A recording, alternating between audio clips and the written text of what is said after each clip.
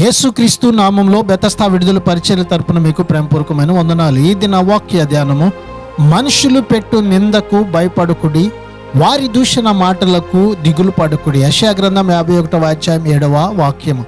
ఈ లోకంలోని మనుషులు సాక్షాత్తు యేసు ప్రభువుని నిందించారు, దూషించారు. అటువంటప్పుడు ఆయన ప్రజలకు కూడా ఈ పరిస్థితులు తప్పవు. కరువైనా, శ్రమ అయినా, నిందలైనా దేవుని కొరకు సంతోషంగా అనుభవించాలి. విశ్వాసులు ఈ లోకంలో ఎవరికి దేనికి భయపడకూడదు.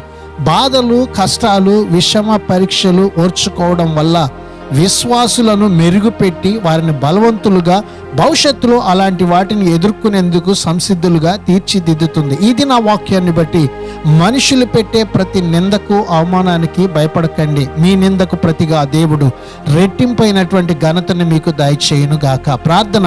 మమ్మలను మికిలుగా ప్రేమించిన మా ప్రియ పరలోకపు తండ్రి యేసయ్య, మరొక నూతన దినాన్ని మాకు ఇచ్చినందుకు నీకు వందనాలు, స్తోత్రాలు చెల్లిస్తూ, నీ పక్షమై జీవిస్తున్న మాకు ఈ లోకములో కలిగే ప్రతి నింద, అవమానాన్ని రెట్టింపైనటువంటి ఘనతలోనికి, ఆశీర్వాదంలోనికి మమ్మల్ని నడిపిస్తున్నటువంటి నీ మహాకృపను బట్టి నీకు వందనాలు, స్తోత్రాలు చెల్లిస్తూ యేసు ప్రశస్త నామములో ప్రార్థించి అడిగి వేడుకుంటున్నాము తండ్రి. ఆమెన్.